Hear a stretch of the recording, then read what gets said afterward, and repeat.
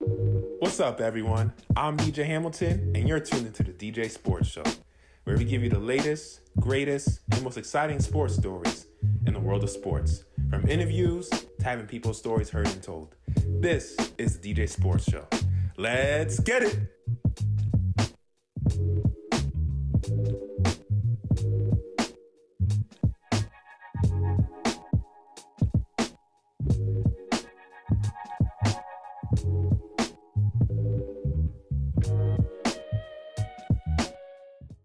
Good morning, ladies and gentlemen. I'm DJ Hamilton, and welcome to DJ Sports Show, the place where we talk sports, have stories told, and make a difference. If you're watching on YouTube, make sure to hit that like and subscribe button and share anybody you know who loves sports. And if you listen to audio platforms, make sure to share anybody you know, follow, subscribe, and leave a 5-star rating. Excuse me. I just woke up, recording this Sunday morning, 11:30 in the morning. Just woke up, was up late last night, did a lot of stuff yesterday, went to the gym, did some cleaning around the house, optimizing stuff for my thing I've been working on for the brand. It's been very tiring, not gonna lie. But yeah, we here. I want to talk some Giannis Antetokounmpo, potential trade destinations. We're getting to Christmas time, or people's season of giving, and the NBA is always the gift that keeps on giving. Even when a time when it seems like a lot of stars are getting injured, which I know Giannis of the Bucks just got injured. He's out with a calf strain for 2 to 4 weeks. Unfortunately, luckily, it's not a torn Achilles, but there has been rumors swirling after his agent Alex Sorotzis of the Octagon said to ESPN NBA insider Shams Charania that he's considering potential trade destinations, and they discussed with the owner about Antetokounmpo's future. So there's going to be a piece that I wrote when this came out. I wrote for Hoops Habit. I didn't do it for my website. I wrote for Hoops Habit for Fansided, potential destinations for him for the Eastern Conference that I already finished and it's supposed to be posting today. So I'm going to put that in the description of the podcast episode, as I'm going to combine this portion of the segment of the episode with the NFL discussion that we're going to have later with my buddy Nicholas. But I'm going to put this in the episode description so you guys can check that out. But yeah, I wanted to talk some potential destinations for the Bucks superstar, Giannis Antetokounmpo. This is a team that has struggled this year. Coming into the year, I didn't really have high expectations for them. Early on, they were doing pretty good. But ever since Antetokounmpo has he has had some injuries now, missed some time. They're 11th right now, currently in the Eastern Conference. I took my notes like 2 days ago, so some things have changed. But currently, they're 11th right now in the Eastern Conference. At the time, they were 10th. So they're right outside the play-in. And that's not a good sign if you're a Bucks fan, especially for Giannis. This is a guy who I know, despite his loyalty, he wants to win. He has expressed that every single time to the media throughout the years. He wants to win. This is a team that has not made the conference finals since they went to the NBA finals and won the championship in 2021 with him and Chris Middleton and Drew Holiday. They have either gotten bounced down in the first round or lost in the semifinals. They have not gotten back to the conference finals at least. And I know Giannis missed that feeling. And with no assets to acquire an all-star or a current co-star to ease the load for Giannis, I think it's time to potentially look at some destinations now. Even though he recently said he will run through a wall for this team. But let's get into some potential destinations because I got a few. So I was playing on Fanspo the other day, and I was just, messing up. And not messing up, but playing around with some trades, cooking up some trades. And Fanspo, if you guys want to play some NBA trade ideas, that's the place. You could save the snapshot too and everything. Just saying, for my NBA trade nerds out there and fanatics, great one right there. If you didn't know, so Miami Heat. Miami Heat, I think, are one of the biggest suitors in East Conference for Giannis Antetokounmpo. In my trade, I have the Miami Heat receiving Giannis, and then the Milwaukee Bucks, they get Tyler Hero, Terry Rozier, Kelly Ware, a 2026 first round, a 2028 first round, and 2029 first round. And what I wrote pretty much said is the Heat have been one of the most surprising teams this year. At the time, they were top 4 when I wrote this, but now they're 7th. They lost a game or so. But this is a team that has been really good and solid this year. Norman Powell has been playing like an all-star level player. Bam Adebayo is one of the best defenders in the league, switchable and everything like that. And when he's going, man, offensively, they're a dangerous team. Tyler Hero's been an all-star in this league. He's known as a scorer. If you're the Miami Heat, if you want to get out of that middle tier team, being a middle tier team, You want to get a Giannis Antetokounmpo. This will propel you into the upper echelon of the NBA, into those true contenders, into a different stratosphere. Because combine his downhill attacking, this is the best finisher in the paint since Shaquille O'Neal. He's the modern day Shaq with even better ball handling ability and passing. And he's also one of the best defensive bigs in the league. You have him with Bam Adebayo, with a genius head coach, Eric Spoelstra. Man, those defensive switches, the ground they can cover would be terrifying for opposing teams. They would be one of the best defensive teams in the league. And they're already one of the best teams in points scored in the paint in the league, even without Giannis. They're top 3. Last time I checked, they were second. That's saying a lot. You add in Giannis to that group, that makes them even more dangerous. They go from number 2 to number 1. And then this is a great trade because you also can retain Norman Powell. You don't want to give him up. He's been playing the best basketball of his career. I don't know why the Clippers let him go or traded him. I forgot what they did, but I don't know why they even let him go. Powell's been incredible for this team. Andrew Wiggins at forward, and Davion Mitchell, who my guy Joseph, he's a big Miami Heat fan. Davion Mitchell has been solid this year. He had a game earlier this year where he had the highest shooting percentage in NBA history in a game. It was like 133%. I said, whoa. I was like, man, I didn't know someone could be that efficient. To me, that is a devastating starting 5. Andrew Wiggins, Norman Powell, Davion Mitchell, Bam Adebayo, Giannis. You can play Giannis at the 5. He will be the most mobile 5 we've ever seen. Probably outside of Wemby. That is crazy. This group, I think, could be one of the most formidable defensive starting 5s in the entire league, not named the Oklahoma City Thunder.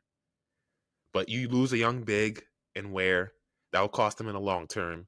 Giannis is 31. He's 31 now. His birthday was just yesterday. He's 31. And you lose Hero spacing as an all-star guy, one of the best three-point shooters in the league.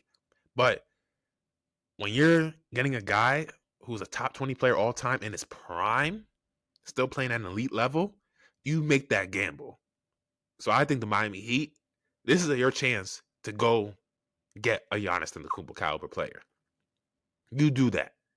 You have the assets, you have some draft picks, you have some quality high-level starters and an all-star and hero who you could trade, and a young rising star and Kelly Ware, who has shown real upside this year. I've loved what I've seen from him this year, especially in terms of energy, activity, being more consistent, displaying more of a motor night in and night out. That's what I love to see from Ware. I feel like Spoelstra's getting the best out of him, what he does out of his players. He turns role guys who have no business or even fringe NBA players into quality role players or even starters. I love the developmental team on the Miami Heat. And I feel like Giannis can fit perfectly with that culture because he's nonstop motor.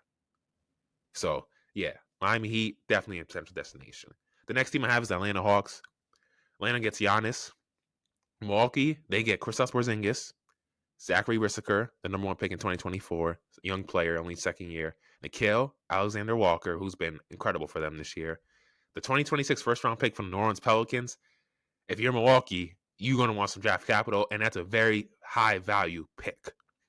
2027 first-round swap rights with New Orleans Pelicans, which is top 4 protected. So this is the other team in the East, I think, that has the assets to acquire Antetokounmpo, which is the Hawks.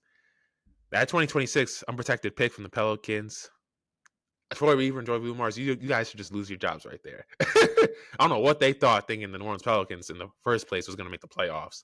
Let's just be real. But on the other hand, as I digress, this is projected to be a historic draft class. Aaron Peterson, Aiden Abansa, Cam Boozer, Caleb Wilson, Koa Pete.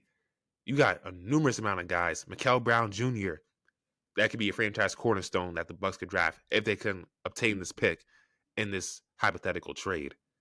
And you could restart right there or your franchise cornerstone.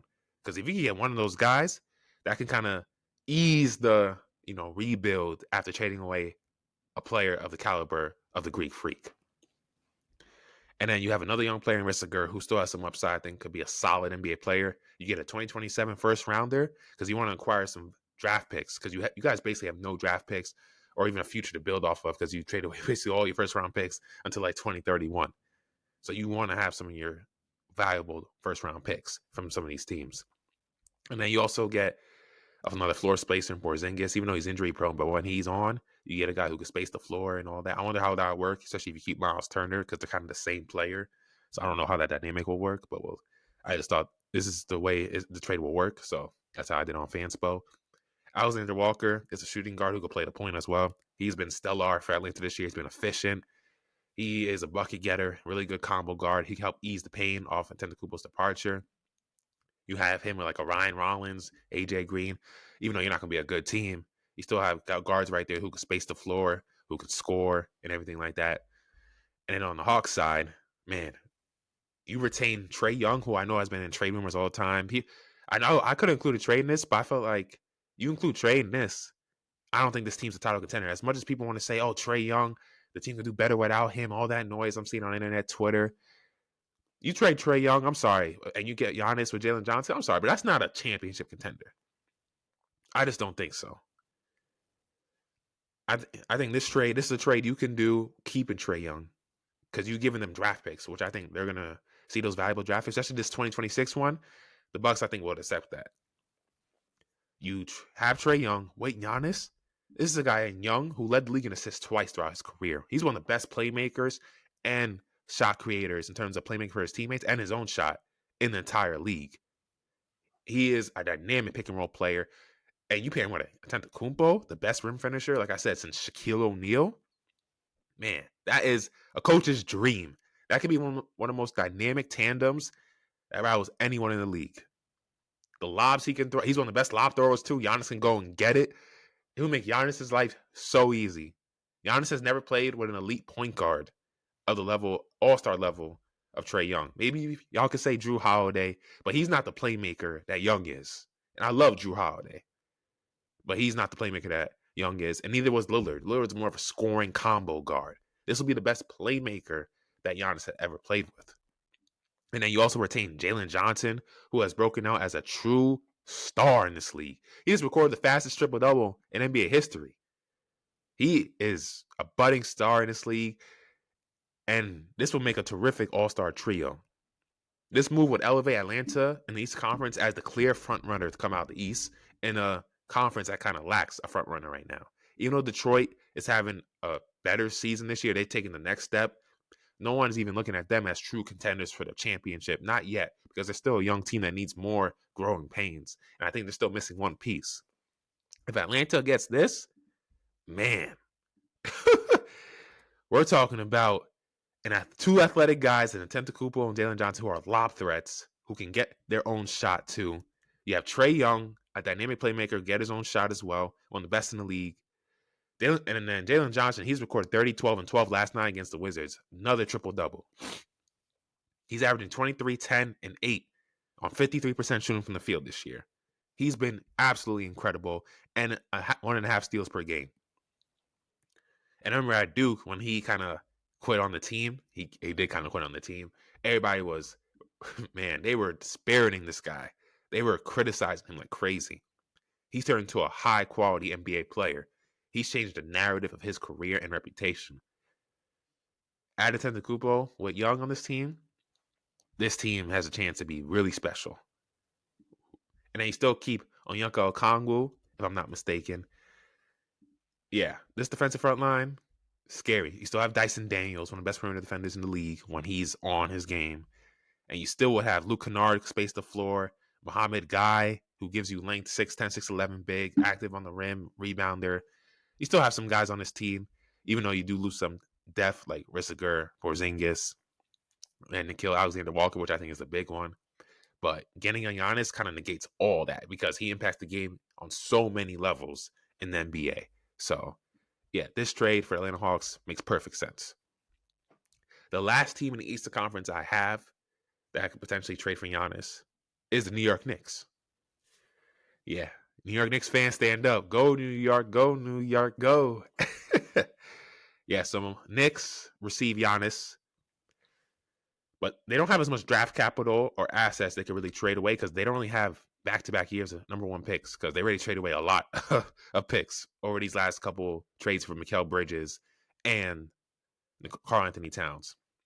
Milwaukee will receive Josh Hart, OG Anunoby, Tyler Kolek, and Gershon Yabusele, who can be traded starting December 15th. So they would have to wait. They already traded away their 2027 and 2029 picks. So, like I said before, you can't trade away first round picks in consecutive years, back-to-back years, because you get penalized by the apron. So they're kind of in a challenging situation. But they don't have the draft assets to trade for Antetokounmpo, but they have high quality starters and role players who have been proven in the NBA. Josh Hart is one of the best defensive guards and rebounders in the entire NBA. And Anunoby is a quality two-way player. When he's on his game, he's one of the best in the league. He can guard your opposition's best scoring perimeter guy, and he's a knockdown shooter from three-point range. He shoots almost near 40% from three. So he's a guy who can space the floor, and he can get you 15 to 17 a game on a nightly basis. Yeah, he's not an elite scorer. He's not someone I'm going to say, oh, give me 20 a night. But he can get you 14 to 18 a night and provide elite perimeter defense and guard multiple positions because he's a strong guy. He can guard 1 through the 4. Yabusele, he's another quality role player for the Bucks. Another strong interior presence who guard big man because he has a lot of girth on him, upper body strength. And I just threw Kolek in there just to serve as a salary dump to match up the totals so to make the trade possible. New York's already over the first apron. Like I said, they don't have a lot of flexibility, especially after the Towns and Bridges trades and the extension for Bridges. So they don't really have a lot. They have to be they're very rigid right now. But for the Knicks, you plug in Antetokounmpo and you retain Towns and Brunson. Woo! Man, that's like the perfect trio right there. Brunson is a dynamic downhill guard who has elite mid-range mastery. He can hit the three. He's an elite in the pick and roll. And he can finish at the rim. And then you try to pair him with Antetokounmpo as his pick and rim rolling elite big, finishing above the rim. So you have him and Mitchell Robinson who can do that. Man, that's scary. As defense, who do you try to stop? And then you have Karl Towns, who's one of the best shooting bigs of all time. He would say, the best shooting big ever. I still give that distinction to Dirk Nowitzki, just to respect Dirk because he's done it as the guy in the playoffs. So I still give that to Dirk, who changed the game, revolutionized it. But Towns is one of the best shooting bigs of all time. The stats, the numbers don't lie. You have that spacing to open up the lane for Brunson and Antetokounmpo to do what he does, the damage he does in the paint. Woo! How do you guard that? How do you guard that as an opposing team? as a coach on the other team, that would be a nightmare. Because you're trying to stop Cat, who can knock down that shot at a high rate, efficient, who also put it on the floor. Antetokounmpo is one of the greatest finishers in NBA history. And then Brunson, we know, elite three-level scorer. So the Knicks will lose depth, which would probably hurt them. But you still have Miles Bridges. You still have Mitchell Robinson, because I didn't mention him in the trade. So you still have some high-quality guys. I like this trade. If I'm the Knicks, I don't know if you do it, though.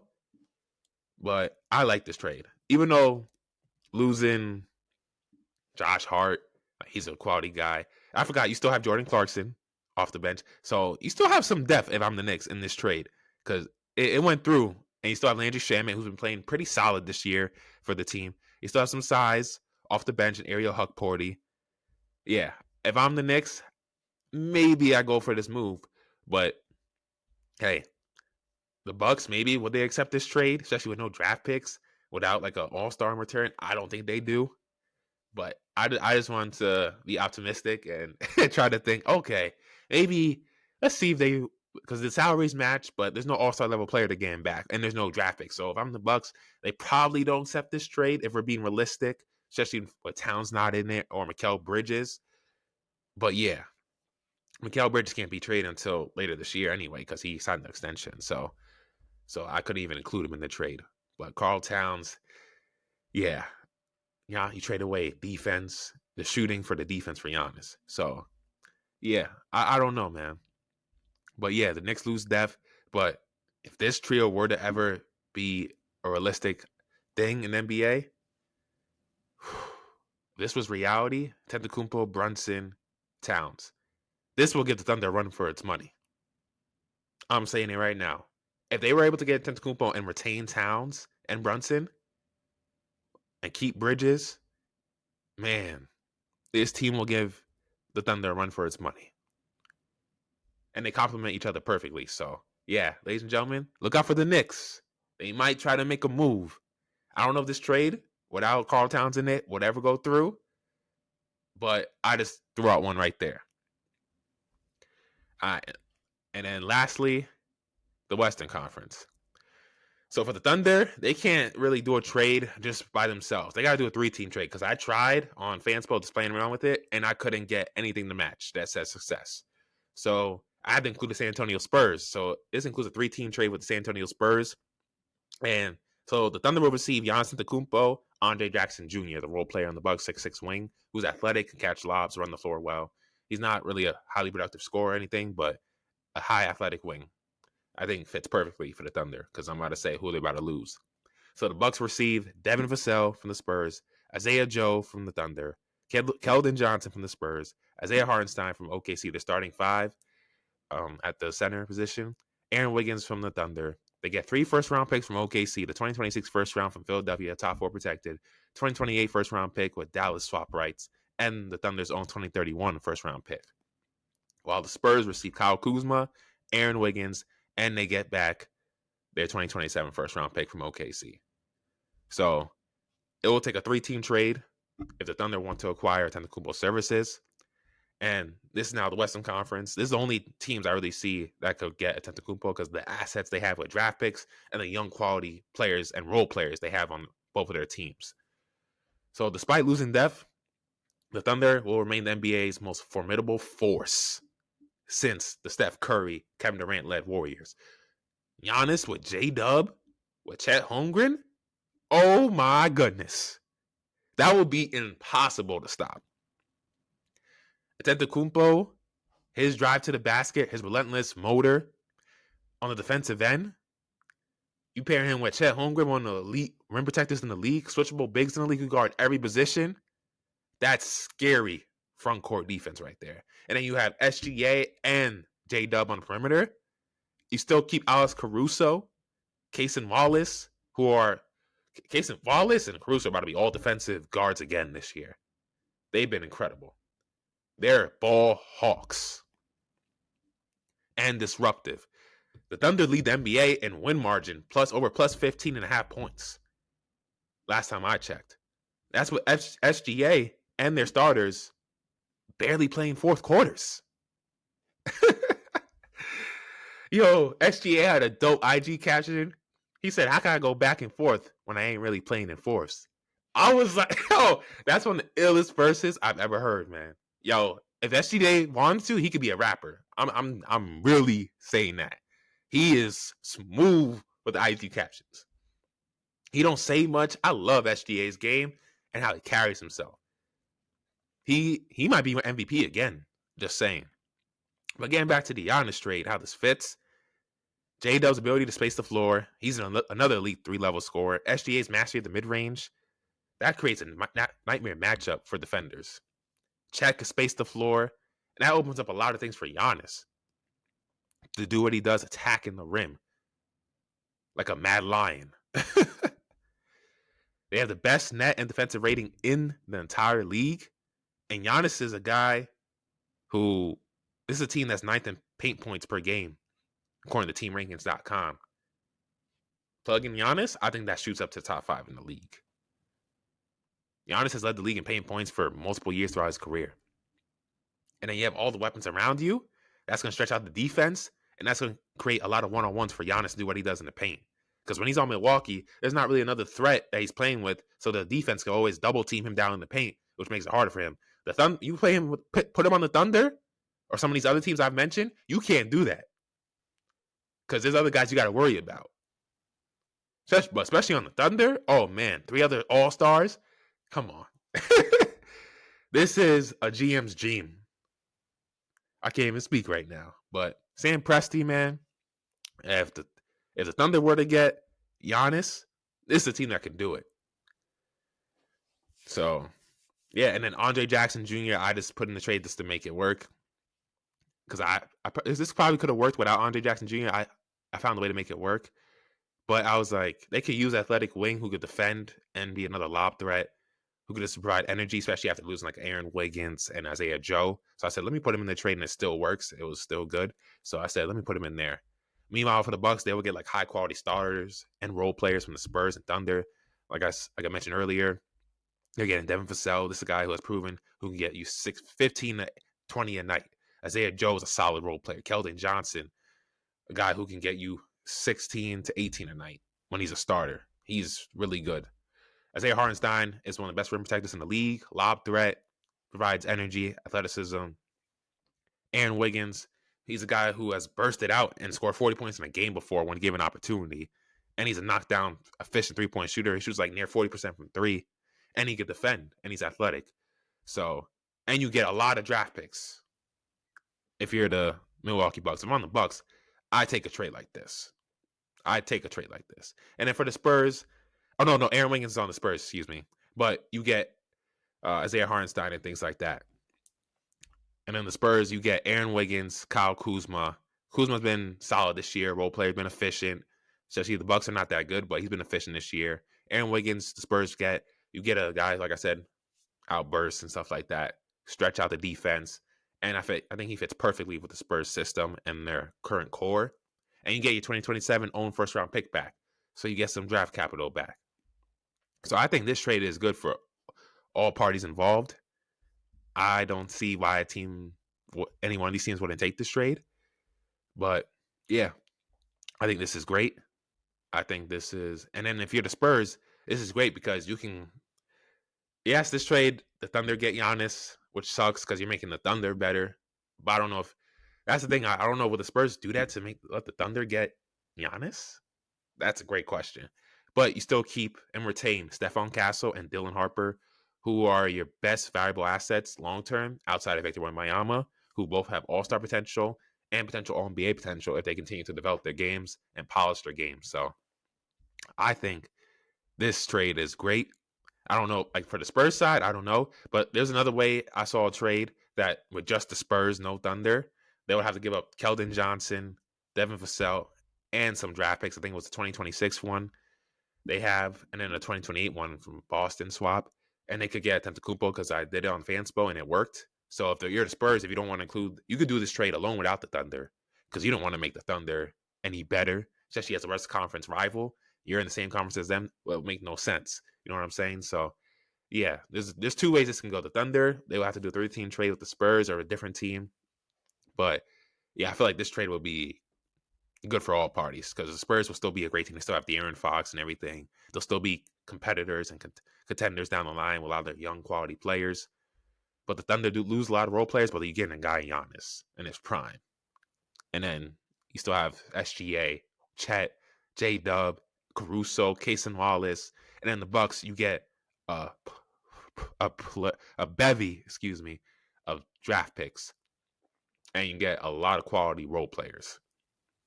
So this is a win-win I see for every team. And yeah, ladies and gentlemen, I think that's going to do it for those are some of the teams I think that have realistic chance to get Giannis Antetokounmpo, especially with all the trade rumors going out lately. I was going to mention the Pistons, but I feel like if I'm the Pistons, you have a great young team right now. I don't want to ruin that right now. You know what I'm saying? And I don't feel like you guys are ready yet to win. I feel like the teams that I mentioned, these are all teams I think that are one Giannis type player away from being true contenders. And they have the assets and the young players to potentially make a trade a reality. So, yeah, the Miami Heat, like I mentioned, Atlanta Hawks, New York Knicks, OKC Thunder, and even the San Antonio Spurs. Those are the teams I see to have a realistic chance, those 5 teams, to obtain Antetokounmpo's services. Let me know in the comment section below, guys, who you see of these 5 teams, or maybe even another team that you see Giannis fitting best with, that have a realistic chance to go and be contenders and contend for a title. Because I know Knicks fans are going to be like, yo, that New York Knicks trade, DJ. I love that one. You got me there. You got me. Even though the Knicks have no draft picks to give the Bucks, which I think that has the least likely chance of all these teams, if I'm just keeping it a buck and being objective. Even though I'm from New York. I live in New York. But I think the team that Giannis would fit best in, if I had to name a top 3, I feel like it would be the Thunder. I think the Hawks and the Spurs. I'm talking about fit and a chance to win a title with those teams. The Heat are right there, but I think they don't have those other elite players on the level of those other teams that I mentioned in the hypothetical trades I mentioned. Like, yes, if we trade him to the Heat, he's playing with Bam, Davion Mitchell, and Norman Powell, which is great. But they're not no SGA, J-Dub, Chet. They're not no Victor Wembanyama, De'Aaron Fox, and they're not no Trae Young or Jalen Johnson.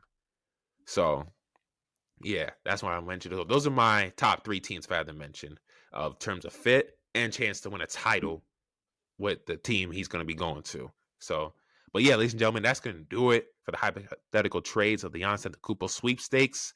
We'll see if he does get moved, because if I'm Milwaukee, I'm not trading him unless I'm getting highly valuable first round picks and some quality role players and solid starters. You know what I'm saying? Because you want to get your return on investment back. You're trading away a top 20 player of all time who is the greatest player in your franchise history. Sorry, Kareem. Giannis is the greatest Buck of all time. He's been there long. He's done everything, been through everything with that team. We've seen his develop. He's the best Buck in NBA history. He's been there a long time, over a decade. So, yeah, you trade him. You want to get something valuable. You want to know you're getting some valuable, high-quality draft picks, maybe a 2026 first round, definitely, who could potentially be your next franchise cornerstone if you trade away a guy like Giannis. So, that's just me if I'm the Bucks front office. But yeah, ladies and gentlemen, like I said, mention in the comments who you think would be the best fit for Giannis Antetokounmpo and which team you think will have the best chance if they were to acquire him to win the title and be a potential dynasty. So let me know in the comment section below. That's going to do it for this segment of the show, and I'll see you guys later. Yes, ladies and gentlemen, we're now here to talk some football, NFL Week 14. We're recording this nighttime Sunday, just after the Packers-Bears game. Here with my guy, Nicholas Mullick, who covers the NFL. Nick, how you doing, man? Oh my gosh, I'm doing great. Let me just say with the whole Giannis stuff that you mentioned earlier on the show, come to Charlotte, baby. Come to Charlotte. Him, Steph Curry, and Antetokounmpo, big 3. Let's do it. Big 3? Oh, man. Oh, you really need 3 players and like 2 depth pieces and you're good. I mean, really. Hey, I don't see him going to Charlotte. I mean, I just had a piece coming out earlier, Hoops Have It, I did, on East Conference teams, but yeah. No, but DJ, think about it. Giannis comes to Charlotte. You get Steph Curry from Golden State, who said when he was accepting the key years ago that he would play in Charlotte once in his career. And Antetokounmpo, who's a stud player. That kid's amazing. Those 3 would be such a great tandem. And you could keep Kalkbrenner, who I can't believe I'm saying this. They may really have a center on that team. And Kalkbrenner. Like, if you're... Kalkbrenner. Yeah, Calvin. Honestly, the Hornets draft this year has been great. I mean, McNeely, we'll see, but I kind of like the Zion James kid they also. This might be the best rookie class Hornets had probably in ever franchise history. They only have they are a terribly drafting team. And I spoke to Ryan Kalkbrenner at Biggest Media Day last year just to see how he's doing down in NBA, and then saw what he did last year in college. He's a 4-time Big East Defense Player of the Year. It's like, man, I got to speak to that guy, like credentials, like, and then seeing how his career is progressing. I hope he has a long NBA career, plays over 10 years, etc. You know, makes a lot 100%. Of money. Hopefully he does some winning. I don't know if that'll be in Charlotte. Don't worry. Once Giannis and Steph comes here, along with because LaMelo is going to get eventually traded with all those rumors out there in the wilderness. Big 3, 2 depth pieces. We'll see about the counselor situation with Charles Lee, but I think this is a good team. Let's do it. Yeah. You know, another team that's a good team is the Buffalo Bills. Are we sure about that? I mean, like, we'll get into it. We'll get into it because I was questioning earlier. Let's be real here. If they didn't face the Bengals defense, who gave up like 28 points in like 5 minutes, the Bills would lose this game. Yeah, because they looked horrible. Like I wouldn't say horrible. Like they have not looked like the Bills of old. No, they did not look like the Bills like early in the season that were looking like a real Super Bowl contender. Yeah, but little did we know Baltimore is they're not the team we thought they were. And again, we'll get to them later. Should have fired Harbaugh in January, Baltimore. Should have fired him in January. I'm starting to come to that conclusion as well. I've been the one kind of deflecting it, but I'm like, I'm starting to come to that conclusion. I just like DJ checked in is real quick. finally seeing the light. Yeah, it's coming to me. I always try to be the Glory, optimist, the glory, protagonist. hallelujah. But yeah, we're gonna get into that. But I want to talk about this Bills Bengals game first. So coming into this game, we know the quarterback matchup: Joe Burrow, Josh Allen. You know, this is Josh Allen's first win over Joe Burrow in their matchups in I their careers. know, crazy. I was like, I looked at the record. I'm Crazy. like, oh, he's 0-2 against him. He's never beaten him. I mean, they haven't played each other that much, so I'm not like, oh, he's not like he's 0-5 against him, but he's never beaten Joe Burrow. And this Bengals team, I'm not gonna lie, early on before the defense collapsed, this team has definitely been has a different energy and an infusion since Joe Burrow has come back. The defense looks resuscitated, revitalized until that breakdown in the fourth quarter and late in the third. But they look resuscitated, rejuvenated. Joe Burrow, he's the leader in that locker room who galvanizes the troops, and it's showing on the field, on both ends of the field. This defense, even though they're not, they got destroyed in that last few minutes. They're Their terrible. defense over these last two games overall is much better than what was before Joe Burrow came. I'll tell you that. They're at least a competent defense at least now. Because before he came, they were the worst defense a lot of people were saying in NFL history. It was that bad. It was that bad. You might call me crazy here. I still think they're one of the worst defenses of all time. Oh yeah, they're still bad. I've ever seen. But don't get me wrong, they're still bad. But it's definitely it's definitely an improvement from what we saw before Burrow came back. But yeah, this Bengals. What you say? By the way, this Myles Murphy they took in round 1. Dear God, what a waste of a first round pick. That dude's. I don't know what happened to him. If you don't remember, he used to go to Clemson. He was the pass rusher there. He is not developed well in the NFL. He has fallen off a cliff this year. Man, I will give a shout out to the guy who I think was the real star of the defense. This Joseph Asai, who knocked out that ball for. By the way, James Cook has had a fumbling issue the past few. He needs to get that fixed. But him knocking that ball out in the end zone, when that happened, I'm like, oh boy, this game has absolutely changed. And then the Bengals bungled the second half, and it was all downhill from there. But you got to shout out this Osai out there. But yeah, this defense is. I'm sorry, like I said earlier, when you give up 28 points in like 5 minutes in a football game. Yes, Josh Allen is one of the best quarterbacks in football, but that's unacceptable. 21 points. And the Bills don't have a number one receiver on this team. Their best receiver is their tight end, Kincaid, who's amazing. Who just came back today. And Dawson Knox played better than him, too. I think he had like more receptions and more yards. You made Mr. Hottie Toddy look like he's Hottie Dotty on the football field. Like, oh my God. And the Bills offense, they were struggling that first half. It was all Bengals early on. Yeah. They scored on that opening drive. They put pressure on that Bills offense. T. Higgins, man, he was making some incredible catches today. And he scored that second touchdown for them, and there was a lot of, inclement weather. The Bills usually thrive in inclement weather. Cincinnati, it's cold too. But early on, it was all Cincinnati. I'm like, oh, Cincinnati's about to come in their house when they have the advantage in this type of weather and beat them in the snow. I'm like, oh, this is looking interesting. It was 14-3 early on. The offense looked really out of sync for Buffalo. I think what really changed for them when they really got in that rhythm was that 4th and 4 play with Allen to finding Gabe Davis. I think that's when it started clicking because that was a critical drive for them. And Allen then scrambled on a broken play. And then he had this incredible pass through 5 Bengals defenders. I was like, Shakir, he threaded the needle. I say, what?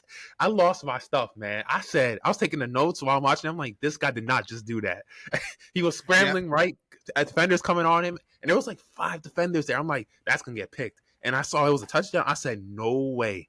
The only players I see in the NFL that can do that are him and Mahomes, who could scramble from any side, left or going right, thread the needle with multiple defenders, and get it right into the receiver's hands. That was one of the best plays. How great was that? I think the play of the game was the 40-yard rushing touchdown that Josh Allen scored. And I said that was one of the best because that play was even better. Once Josh Allen scored that touchdown, I'm like, so what? You knew the Bills were winning that game. You knew the Bills were winning. Yeah. And I got to tell you something, too, with Buffalo. I mean, James Cook, like I said, had the fumbling issue, but, I mean, they really gotta it's too late to address the receiver room in the process, but the Bills secondary really needs to wake up. They have not looked I mean, injuries have occurred, but like they gotta wake up with how bad. And yes, they did get Seattle Marinered by Darius Slay, who, let's be real, Darius Slay wants to play in Philadelphia. But when the Bills claimed him via waivers, he's like, yeah, I'm good. I'll just wait until free agency next year to sign with Philadelphia. He Oh claims he's man. contemplating retirement. I don't buy that BS one bit. I seriously think he wanted to go back to Philadelphia to ring chase for that team. And then when the Bills picked him up, he's like, nah, I'm good. I'll sit out. Yeah, that's crazy. And the Bills not even a bad. They're not even a bad team, so I don't know why would you want to. Not like you're I playing on don't the even know. Bengals, not even in playoff contention. I don't even think they're a great team, to be honest with you. I mean, they've been playing good, but there's I think it's something really just off Josh with Allen Buffalo. carry job. He's just Oh, no amazing. question. It's like No LeBron in question. 07 with the Cavaliers. Like, you know the pieces around him. There's no other all-star, all-pro type player. You just have a franchise generational talent on your team carrying your franchise. And it's also LeBron during the Golden State Warriors, 2018. like four straight years in a row. It was Yeah. really LeBron carrying like a bunch of overpaid scrubs and his buddies to the finals championship because the league 85% of the league was tanking. So you know, it was like one of those things. But And then you mentioned that Cook fumble earlier. I thought that was going to cost him the game, and I saw the look on his face. The crowd went silent. It was deafening in the arena after how loud it was because they thought it was a touchdown. Oh no, he got stripped.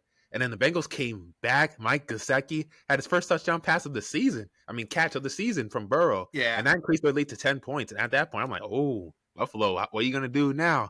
But then Mahomes, Allen had that incredible 40-yard touchdown run.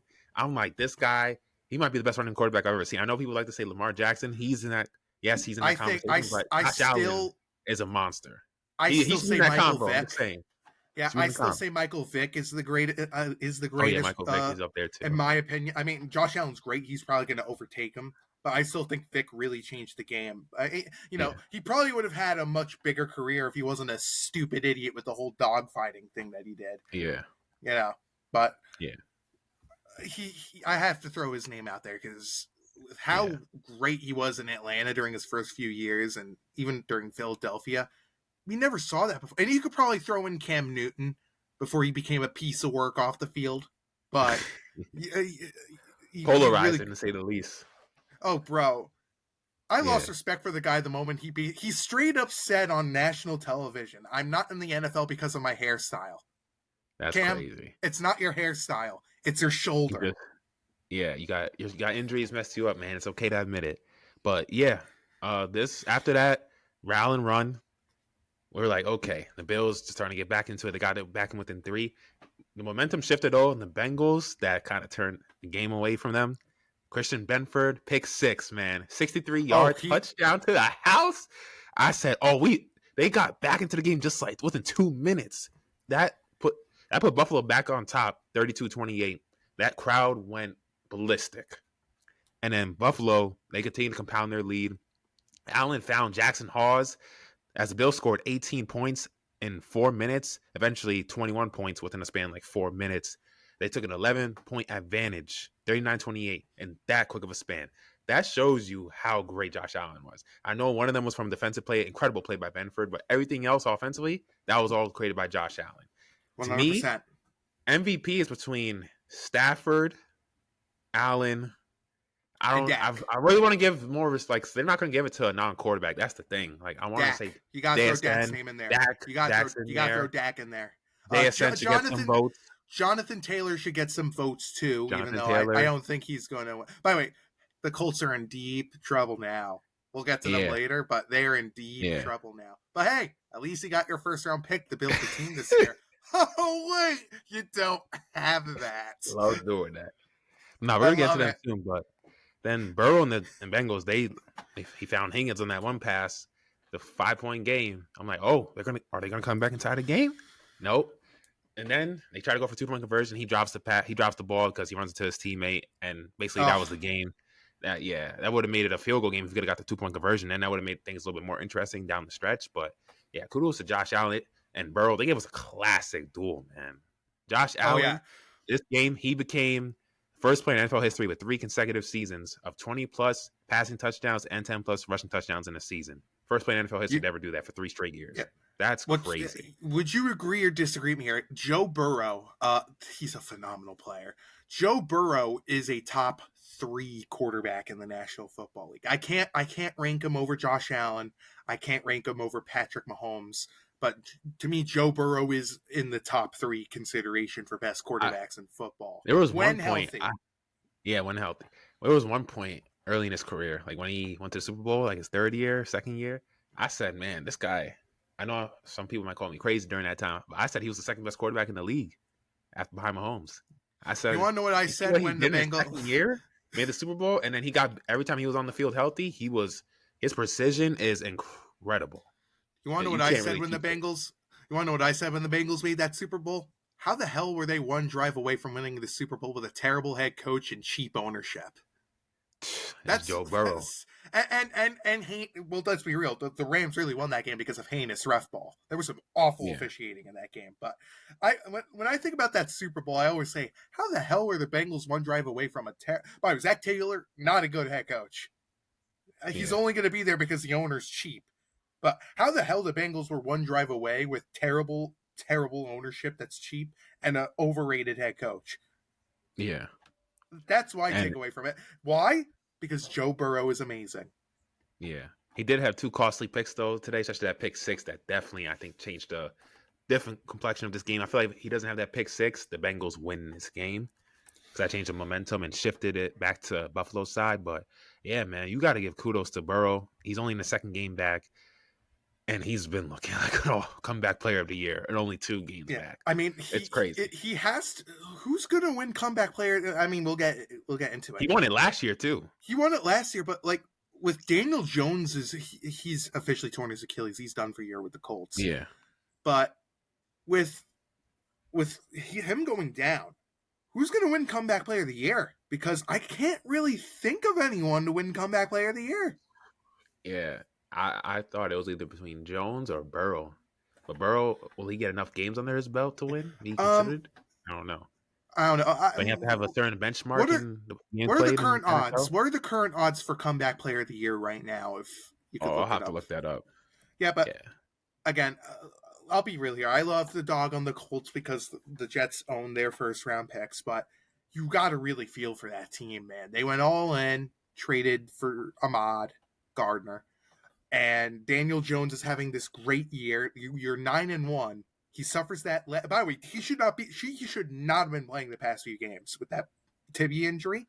Oh, and then he suffers a torn Achilles on the other leg. So now he has 2 bad legs. One with like a broken tibia or whatever, tibia or fibula. I can't remember which one it was. And now on the other leg, he has a torn Achilles. And he's got 1 year left on his deal, too. I don't know what's going to go on with this contract. If I'm the Colts, this is another win, too, because you could sign him on the cheap if you wanted to. And you got to feel bad for the Colts. And their backup is a Notre Dame alumni, so I automatically love him. And we'll see how he is. I thought he looked okay. I mean, he didn't look that great. But the Colts are screwed. They really are screwed here. And if they lose all these games and they miss the playoffs, it really, I mean, to be honest with you, if it were me right now, if they miss the playoffs just in general, but coming into the year, Steichen would be out of a job and Ballard would be out of a job. But that trade with, and you can clip this right now, go mark the time right now, wherever it is. I think we can see it up here. I don't know. I'm still learning this Riverside stuff. Mark the time. The trade that Chris Ballard did during the trade deadline to bring in Ahmad Sauce Gardner set this team back 5 years. Because now you can't draft your first round pick. You got no franchise quarterback. Who knows what's going to happen with Daniel Jones or if he'll ever play the same way. Anthony Richardson's one of the biggest busts in Indianapolis Colts history. And he can't get on the field. He's still hurt with his orbital injury. And which, by the way, he caused working out. Now you have no option for the quarterback situation. And like they really set the team back years with that trade. Because I don't even know what this team is going to look like next year. I mean, with however many amount of wins they have, they'll probably get either second or maybe even third, depending on how the Texans look. I mean, that trade is heavily backfiring for them. And look, I love Ahmad Gardner. I do. But that trade set back this franchise years. And I mean, look, I get why they did it, why they traded 2 firsts for Ahmad, but it was an overpay. And Adonai Mitchell, who's actually looked like he could be something with the Jets, but not this week because he sucked this week. But that trade set the franchise back years, and I don't know where the Colts go from here because you can't go far without a franchise quarterback. And with Daniel Jones hurt because he was looking good, who knows if he'll be the same guy? They don't have a quarterback. I mean, we'll see if Riley Leonard develops. I hope so because as a Notre Dame fan, he'll be great. But yeah, Colts are in a really, really rough situation here, and you can't rule it out with them missing the playoffs and making that trade. You can't rule out that they get rid of that GM. You cannot rule that out.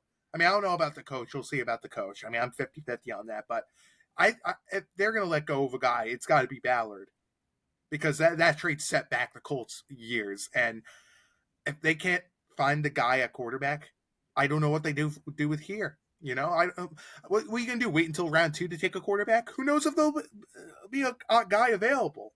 I mean, I was a big Newsomar guy coming into this draft. I think he's going to go in round 2 now. LSU had a bad year this year. But I don't know where the Colts do from here. They're in a tricky spot right now. And what sucks is they're not even – they got overtaken by the Jaguars now in their division. They're not even atop their division anymore. Yeah, and they never win in they lost 3 straight games now. Yeah, and it sucks that Daniel Jones suffered his injury. And would you agree with me that trade set the Colts back years? Because I think it absolutely did. Who was in that trade again? It was Sauce for who? It was Ahmad Sauce Gardner in exchange for 2 first-round picks, 2026 and 2027, which is a loaded draft class. You shouldn't have traded 2027. And wide receiver Adonai Mitchell, who's looked solid with the Jets, including this week. He sucked this week, and the first week he played for us. And there's potential there for him. But you traded a player and 2 firsts for Gardner. I definitely would not have traded the 2027 pick. Because that is a very valuable draft pick. And you don't know how now with Jones out, we don't know how good you guys are going to be next year. Yeah. And we don't even know if he's coming back. We don't even know if he's coming. He's got the 1 year. I mean, they'll probably sign him for a cheap deal. And I don't see him being a franchise quarterback. Anthony Richardson, forget it. He stinks and he has no leadership qualities or maturity to take that role. And Riley Leonard is basically a lottery ticket. Yeah. They're in a bad spot here. Yeah, it just sucks because the future looks so bright, and I was. And they were 9-1. They were 9-1 as well. They were looking like the best team in the NFL with like the best record, and I thought they were a dark horse to maybe make some noise in the AFC. Like, I thought this team with the Chiefs struggling, Baltimore taking a back seat. I thought this year Buffalo they've been looking a little, vulnerable lately. I thought this Colts team, if they stayed healthy, they could make some noise and run in the postseason AFC with their weapons. And now the future is bleak. That's crazy how an injury can have such a dynamic, domino effect. And just one domino knocks down, and it knocks down multiple rest of the dominoes in the pattern. And it shows now with the Achilles injury to Jones because he was having an incredible year. Yeah. And speaking about your comeback player of the year options, we forgot Dak Prescott. Remember, he only played 8 games last year. He's incredible. Right. Christian McCaffrey from the Niners. He's up there, yeah. He's up there, too. And Aiden Hutchinson from defensive end of the Lions. Okay. It's a pretty loaded list. I ain't going If I were to give the comeback player of the year award today, if there was a gun to my head and I would have to pick, I'm probably going to lean with Dak because I don't know. If he doesn't win the MVP, they'll probably give it to Dak. But yeah. I could legitimately see Aiden Hutchinson taking it because his injury last year was brutal. Oh, I saw that last year. It was bad. But he'll lock it in if the Lions make the playoffs. But we'll see with McCaffrey. But if I were to rank them right now, 1 would be Dak, 2 would be Aiden Hutchinson, and 3 would be McCaffrey. I like that. I think mine would be Dak. I will put Oh, nah, Aiden Hutchinson's injury was nasty. I'm gonna Oh, put him too. I thought that was going to be a career ender. That was how bad Yeah, the knee injury was. yeah. I'm gonna put him 2 and then McCaffrey 3. I think that's the same as yours, It's right? yeah. Well, McCaffrey was 3, but Oh, yeah. But with Hutchinson's injury, it's one of the worst knee injuries I've seen. Like it's up there with honestly, I might put Hutchinson 1 and then yeah, Prescott 2. 'Cause Hutchinson's yeah. injury was the The, worst of the the 3. the worst knee injury I've ever seen in football was Alex Smith's injury in that Mm, one game against the Texans where he almost lost his life. Another one, Joe Theismann's injury back in the day. That one was bad. He had his career ended because of it. And you got to throw in Nathaniel Tank Dell on the list because he's not going to play this year because he dislocated his knee, and that was a bad injury. There's plenty yeah, of bad injuries I could list, but Alex Smith's injury's up there. But yeah, yeah, comeback player of the year because it's not going to be Daniel Jones anymore, which blows. But okay, those are much better options. I yeah, completely forgot Dak Prescott only played 8 yeah. games I last thought year. McCaffrey and Hutchinson. I said, yeah, this is a loaded list. Yeah. Do you want to know what else is cool, by the way? Do you want to know who the Jaguars' backup quarterback name is? Who? Nick Mullins. Sound Oh, familiar? I remember that name. Yep. Sound familiar? He's being on the Niners. Yeah, but doesn't that name sound familiar? Like yours. It sounds familiar. Oh, I loved him in San Francisco. I wanted the Jets to sign him so badly so I could joke around with my friends saying, "Hey, I'm playing quarterback. Put me in the game." I'm No, Nick dead. Mullins was signed there. Yeah. No, So yeah, but yeah. So the Jaguars are now top the AFC South, so they pretty much have it in the bag now. What the Texans have um, been playing great I now. don't. Yeah, I They've been on wouldn't a win say it in streak. the bag. I would not Yeah, not say in in the the bag bag yet. yet. Not yet. Not You know, yet. we'll see what the Texans look like. But you got to admit something with the Jacksonville Jaguars. They are much better coached under Cohn than they were with Doug Peterson. And you could tell in that locker, but there was disconnect with Lawrence and Cohn from the beginning of the year, but it's clear they worked through that. But the thing also as well, why I think the Texans are more of the favorite than the Jaguars, and I love the Jaguars. They're my number 2 team in football. But the Defense. Jaguars are the Jekyll and Hyde football team of 2025. Like there's games where they look amazing, but there's games where they look like absolute awful. And I Garbage. feel like the Texans are a lot more consistent than the Jaguars are. I mean, we'll see, but we'll see tonight because the Texans are playing I'm playing your my Chiefs right Kansas. now as we Yeah, speak. I'm a gonna watch that game a must bit. a Yeah. must win for the Chiefs. By the way, Yeah. If we lose this game, we're not making the playoffs. Any yeah, more games, we're not making the playoffs. yeah. And Uh, honestly, if we lose, I don't want to talk football anymore. Well, no, you're going to talk football. We're going to talk playoffs. We're going to talk. I want to Oh keep being. man. I want to keep doing this with you. This is fun. Oh. But you know what team that's not having fun playing football? Then Baltimore Ravens, man. Oh, Another again, loss, 27-22 to the Steelers. They had 9. When I checked in, I only checked in for a peak moment because I was watching the Bills Bengals taking notes. I checked in real quick before halftime. I saw they had single digits scored going into the half. 9 points? You're telling me dude, you guys can't score any dude, points what the hell happened with Lamar Jackson? with all the weapons you guys have? Lamar Jackson cannot play football. Look, I love Lamar Jackson, but it's He's not. clear He's not like healthy. his play of style is affecting him. The injuries are catching up, and he should not be playing right now. Yeah.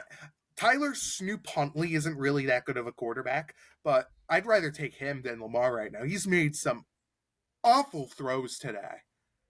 Awful. And to be honest, like Zay Flowers is great and all, but they really didn't have. By the way, let's say this: why the hell did they sign Mark Andrews to a 3-year extension? Can someone Yeah, I remember you showed explain that to that me to earlier me? this week. I said the dude is regressing. What are they doing? Like he's never been the same since he had that drop in that Bills playoff game year. He should have left, and Harbaugh needs to go. Yeah. He needs to go. Like I respect everything You he's said to me done. before before we started recording this segment, I was like, damn, I might have to agree with you now. Yeah, I'm coming to see the light. It's not looking good. it's not looking good. But when I saw them signing Mark Andrews, I'm like, this team's learning nothing. They've learned nothing from their mistakes. And Isaiah Likely, like he's he's the much better tight end this year. He had 4 receptions, 25. He's the only one who caught a touchdown he's the only one that's caught a touchdown for you guys on offense. And I this don't loss puts understand. them behind the Steelers now in the division. Yeah. Steelers now take Oh, the AFC God. North. And the Steelers are another terrible team, too. Another coach who should have been fired years ago in Mike Tomlin. But, I mean, Baltimore, I don't know what to say with them anymore. And the Ravens defense, like, we all thought this defense was going to rise up to the occasion, but they constantly shoot themselves in the foot. The Ravens are the type of team where you play a game and they shoot themselves in the foot. Like, they have all the knowledge, they practice all the time, they have all the skills. By the way, at least you finally gave Derrick Henry the amount of carries that you should have been. He had like 25 carries in this game, thank God. You have all the tools that you need. But it's the leader, it's the coaching, it's the terrible play calling, and it's the injuries as well. I'm going to throw in there, but it's. I think this team's downfall is the coach. I don't even think Harbaugh needs to go, and I have a feeling they will not let him go because they value him. And I get he's won a Super Bowl for you, but things need to change. That's why I wanted Tomlin gone years ago. Like they've done nothing with Tomlin. Like 3 playoff wins in like 10 years at one point for Tomlin. Like, yeah, he'll get you there. He'll get you above a 500 record, and he's done nothing. Great. You're going nowhere. And Pittsburgh's another team that's going nowhere, too. But Baltimore, I don't know what to say anymore. I really do. If they miss the playoffs, they need to get rid of everybody. If they miss the playoffs, there are going to be some changes made. I'll tell you that right now. They need to get rid of that offensive coordinator. And I don't care what anyone says, like, oh, you shouldn't fire a head coach, like someone with a resume of Harbaugh. Why not? He should have been fired after that disgrace in the playoffs. They didn't use King Henry in that game, and that costed them. Yeah. Oh, and my God.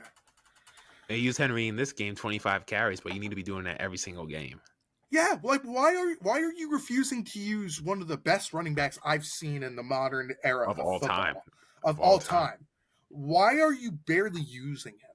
And look, I love this kid Mitchell as well. He provides another spark for the offense, but Henry needs to be utilized like this constantly.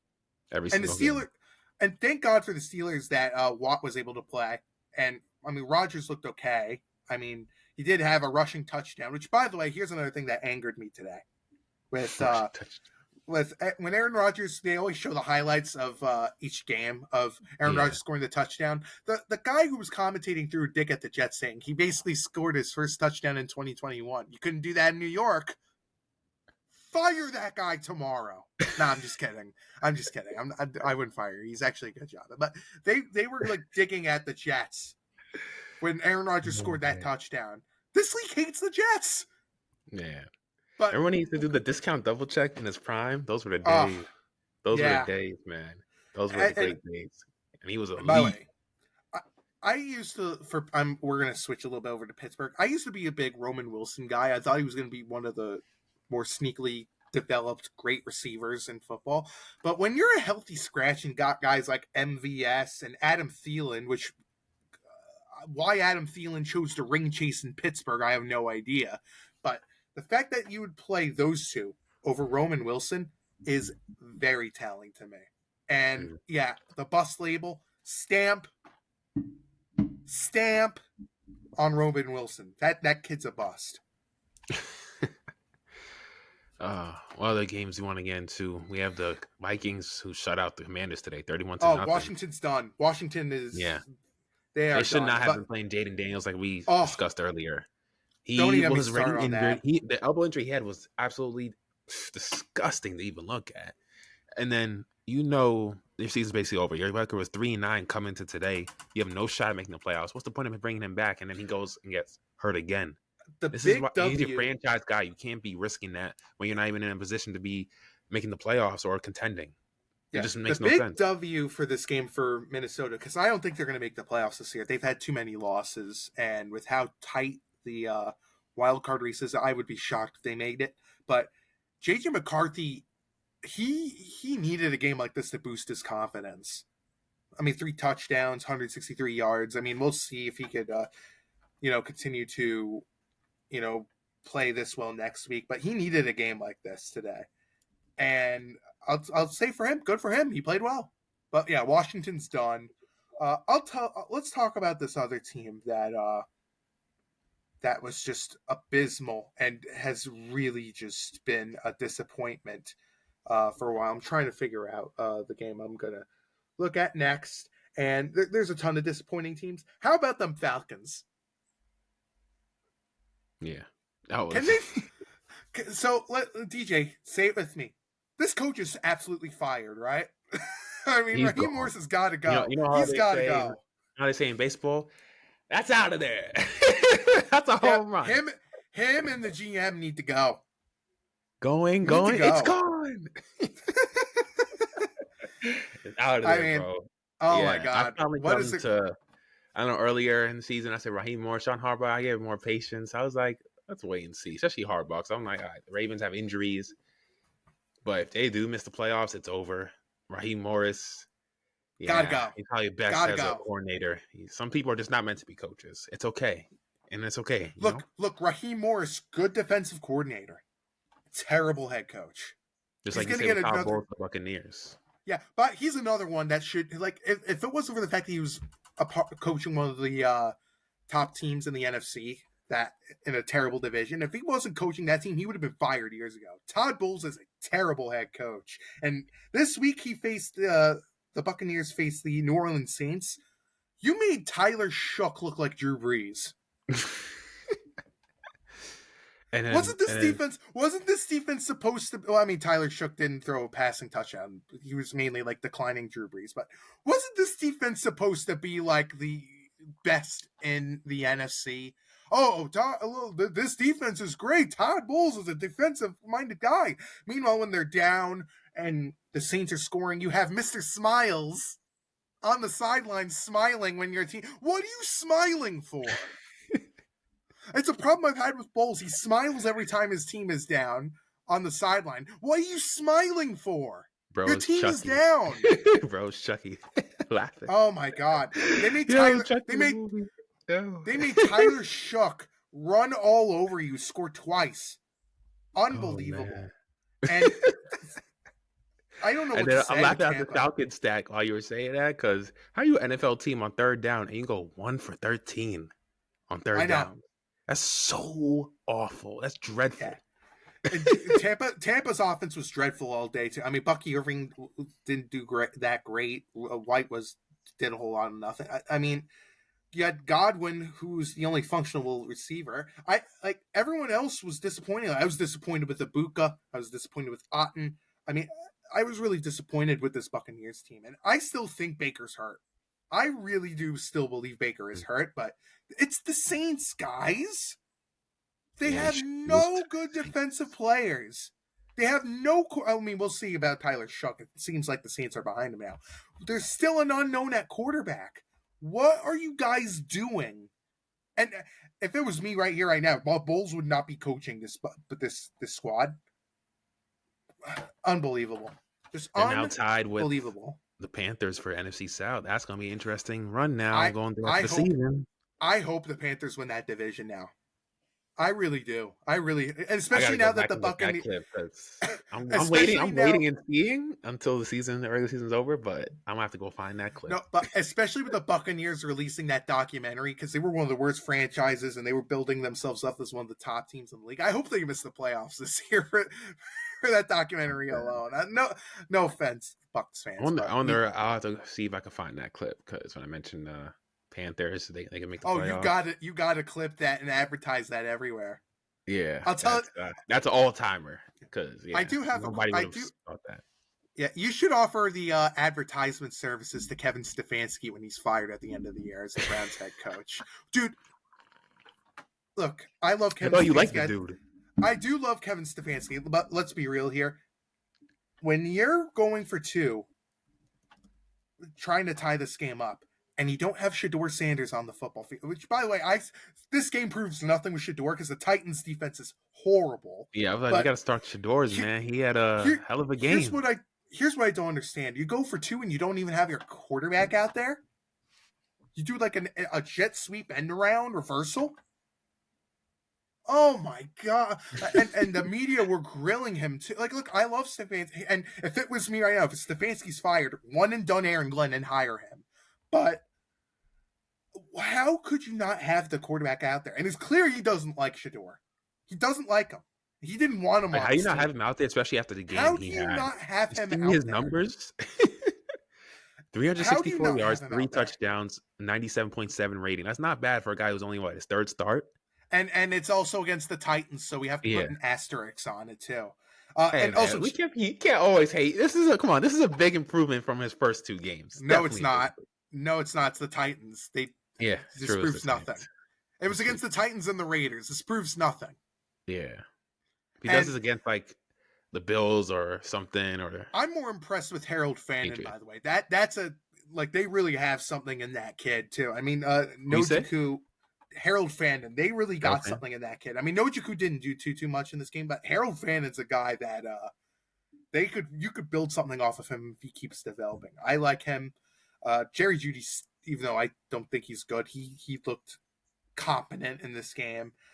And the running back too, Judkins, even though he didn't do too much, he looked okay when he got the ball. Sanders outplayed Ward. Does not look good, Um, especially as number 1 pick. I would A lot of people, say I've seen that, like, on Twitter and stuff. People were like, "Damn, Sanders outplayed." I saw Chris Broussard even tweet something. Sanders, franchise quarterback, looking like he outplayed here's number 1 pick. I don't know. here's the thing though.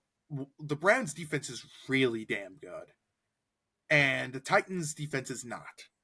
So I Yeah. kind of think like it's an overreaction to. And look, I still really don't know about Cam Ward. Like he could show you that he could potentially be something if he's coached right. And this team stupidly came into the season with Brian Callahan, and the interim who's a disaster, and Mike McCoy. He's another one that I don't know how he still has a job in football. But this Titans team, Tony Pollard, who I'm glad like he's playing well. He was running all over Cleveland today, and I mean Ward showed flashes on this. I mean he keep in mind as well, he doesn't have his top receivers available. I mean his number 1 receiver right now is DK, Mhm. or the Van Jefferson is his guy as well. I mean Pete Rose Betting Association alumni Calvin Ridley was supposed to be the number 1. He's out for the year. He has nobody surrounding him.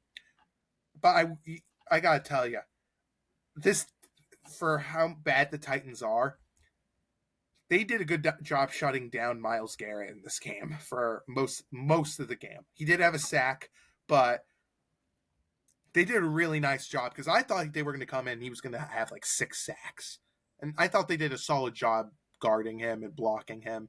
Uh, you want to know what the fascinating thing is? Do you know who has the first overall pick now that the Titans won this game? Who? Jets? The Giants. Oh, interesting. Which Interesting. if they have the first pick, they should trade down. And who knows if Joe Shane's going to be the guy that trades that pick? He's another one that I'm not so sure about job wise. But yeah, Titans won. Good for them. Cleveland lost. I love Kevin Stefanski. I think he'll get another job, but I think he's gone, especially after the press conference, his reactions and his comments on Shador. I think he's gone. But it's clear that the Browns are still in a rough spot too, because they have to keep Deshaun next year because of that dead cap. They have to, Yeah. and they can't really build until Deshaun's out of here. And I got a bold prediction for you, and I could be wrong here. Even next year, I still don't think Deshaun plays another game for Cleveland. I don't think he I think they plays get rid of again him. for him. I think they're They trying got to. to try to get rid of him. They already have too many Oh, quarterbacks. yeah, but who? What are you gonna? How are you gonna get rid of him? Trading a first round pick to get out of his awful contract? Yeah. You might have to pull an Osweiler effect type. The odd guy out here, even though I mean, who knows? I think the odd guy out here is probably Dylan Gabriel. Or they want to keep like 3 quarterbacks on the roster. But here's another reason why I think Stefanski's probably gone. And look, I will respect Stefanski. I think he's in a bad situation. But I noticed with Shador, Bailey Zappi is coaching him more than Kevin Stefanski. And look, you could hate him all you want. You could not want him on your team. You have the resources that you have to work with. I mean, come on. You can't just ignore the guy because you don't like him. And I don't know. I think that's the reason why I think he's probably gone. He will absolutely coach in the NFL as a head coach. I don't know if it'll be next year, but Kevin Stefanski deserves a second chance because he's the best coach the Browns have ever had in their second entry into the league. If there's someone who really should be fired, it's the GM, Barry. But then again, they probably shouldn't fire Barry because he's the only GM I know that actually can work with an inept owner and Jimmy Haslam. And when it comes to my team, I'm telling you, you don't want to fire these guys. But if there was a guy that's going to be fired, it's probably Stefanski. But, trust me, you're going to regret it. And like my team, I want Rex and Tannenbaum back. And that will be the Browns saying that they want Barry and Stefanski back. But I don't know. It's just, they're in a rough spot. You get why I'm like, I still love Kevin Stefanski as a coach, but I can see why they're going to let him go. Because, come on, man. You got to work with what you're dealing with here. Yeah. Before we get into Bears Packers, let's talk about your Dolphins Jets. Oh, what a disgrace. Your Jets losing 34 to 10 to nothing. Not even 21-0 in this game. And I'm like, you know what? I'm not going to damper on this football team until I get onto your show because I don't want to ruin my You let the Dolphins. afternoon. The Dolphins scored 21 points in the first quarter. Unbelievable. And here's the thing too. This defense, man, this linebacking core has got to go. I mean, Jamie Sherwood, he tackles a lot, but he's turning into Muhammad Wilkerson 2.0 ever since we signed him to that contract. Quincy Williams, there's a reason why they bench Quincy Williams. I love Quincy Williams. I hope they keep him for a locker room guy, even though I think he's probably gone once his contract's up, and he'll probably go to Dallas to be with his brother again. But this linebacking core sucks. Absolutely sucks. They let Greg Dulcich play like he was a Bronco again. You know what I mean? Like it's unacceptable how they allowed Greg Dulcich to play. I mean, they did a good job shutting down Darren Waller. Jalen Waddle. He's amazing. But the run defense was horrible. They allowed Ollie Gordon, Achane, who didn't even need to play the whole game because he got out with a rib injury. And they're like, it's the Jets. Who cares? And they made Jalen Wright look like he was in college again. You had Tua Tagovailoa, who normally plays awful in the cold and outdoors, but it was actually not cold in MetLife. But this team made Miami look like they were. And here's the worst part about this is why I think Miami is going to be in a tough spot. They're probably going to keep this coach with the amount of wins they're getting in the second half. And I do not believe in Mike McDaniel as this coach at all. I think he's a good offensive coordinator, terrible head coach. But here's the thing. If they keep Mike McDaniel, which would be a mistake, he's going to be here next year, and he's going to be gone. I just don't see him as the long-term coach here. But I take him over Aaron Glenn. I mean, this guy is clueless on the sidelines. I mean, he really is. He really is clueless. He's more clueless than this inept owner. And I'll get to the owner in a second. Daniels is a funny dude at press conferences. Oh my! And I'll take that over. What was that thing Aaron Glenn said? I cut a short on it. Don't even get me started on that. We had a damn good day of practice, like early in the season. The practices have been damn good. The practices are damn good. Oh, really? The practices are damn good. Not only do you have 3 wins this year, which, by the way, you wouldn't have gotten 3 wins if the Bengals weren't inept and the Falcons were poorly run, too. If I didn't go to that game, I don't think they win that game either. But give them good luck. Their second win of the season. I mean, Tyrod gets hurt with a groin injury in this game. What else is new? I mean, I've lost track how many times Tyrod has been injured. Justin Fields is now hurt with a knee injury. We're never going to see Justin Fields play another game of football as a Jet ever again. So here's the worst part about all this too. Brady Cook plays, which eventually we were going to get Brady Cook to play. He looked unprepared. He threw for under 63 passing yards, 2 interceptions. It was just a rough day for him. I mean, we'll see what he is next week as the starter. But this franchise should have kept Aaron Rodgers. People are like, but the dead cap would have been bad. I don't care. I want to win. And he wanted to win. And he wanted wanted to to be there. And then you Yeah. had this incompetent coach come in, and probably the owner probably hired Aaron Glenn because he's the only one that probably said, I don't want Aaron Rodgers for next year. And let me just say this too. This team needs 2 quarterbacks next year. We cannot settle for 1 quarterback in the draft, and that's it. Why, people ask me? Well, Justin Fields will probably be let go because the owner spoke bad about him, and I don't see him as the guy anymore. They kind of need to do what the Browns are doing, just like have a, what's it called? A platoon quarterback system. Oh, God. Just like what Kentucky Wildcats back in the day with Carl Towns, all those NBA players. Just have a platoon and see which one you think is the best for the system, which one has the best talent long term, and just have a group of guys and see which one outplays all the others. Yeah, and that's what I would do at this point. Tyrod's a great guy, and he's probably going to get brought back next year to guide the quarterback, but I can't trust him to be the quarterback at all with his injury history. Great veteran presence, probably will be a coach in the NFL when he's retired, but he can never stay healthy. Yeah, never. And I don't want to rush this quarterback. And I don't believe in Aaron Glenn to develop him properly. This isn't Brian Dable of the Giants, but by the way, Brian Dable, that was a bad situation too. But Jackson Dart, he developed Jackson Dart. I don't trust Aaron Glenn to do that when he's a defensive mind. Yeah. Oh, but we got to practice more. I'll look at that. I'll look at all the decisions like in the aftermath post game of what the do coordinator was. And look, let me say another thing too. Steve Wilkes, like he's been coaching in the league in the NFL. He's the defensive coordinator for the Jets. Get this guy out of my life.